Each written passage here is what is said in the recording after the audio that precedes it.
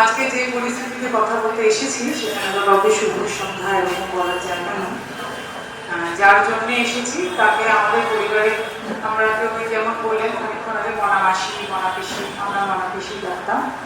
উনি আমার বাবার মাস্তুতো বোন হন। অনেকক্ষণ যারা কথা বলছিলেন শুনছিলাম, ওনার রাজনীতির সঙ্গে জড়িত থাকার কথা বলছিলেন বা ওনার যে কাজকর্ম উনি যে অনেক কিছুর সঙ্গে জড়িত ছিলেন।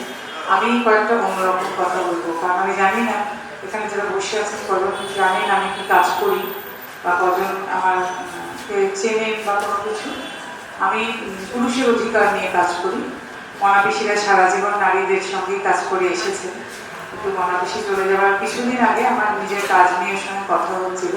কোনো বিরোধের জায়গা নেই, কারণ আমি পুরুষ মানুষ আর তাদের পরিবারের জন্য কাজ করি। সেই জন্যই আমি কয়েকটা অন্যরকম কথা বলবো আজকে।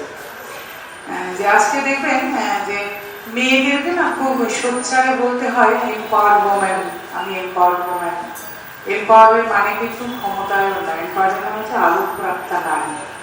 সেই নারী যারা জীবনে সবসময় নিজেদের শর্তে বেঁচেছেন, চারপাশের মানুষজনকেও আলোকিত করেছেন, সবাইকে নিয়ে চলেছেন। যেমন শীর্ষা বললো না যে মায়ের অতিথিদের প্রতি কিরকম ছিল আচরণ, সেটা আপনারা সবাই জানেন।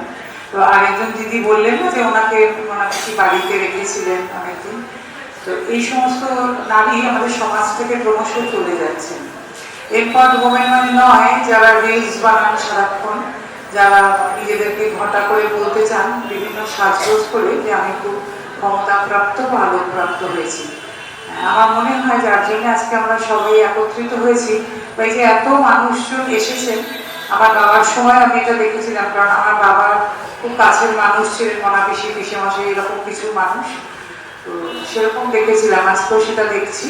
কারণ আজকাল এসব কমে গেছে, স্মরণ সভায় এত মানুষ সাধারণত আর আসেন না।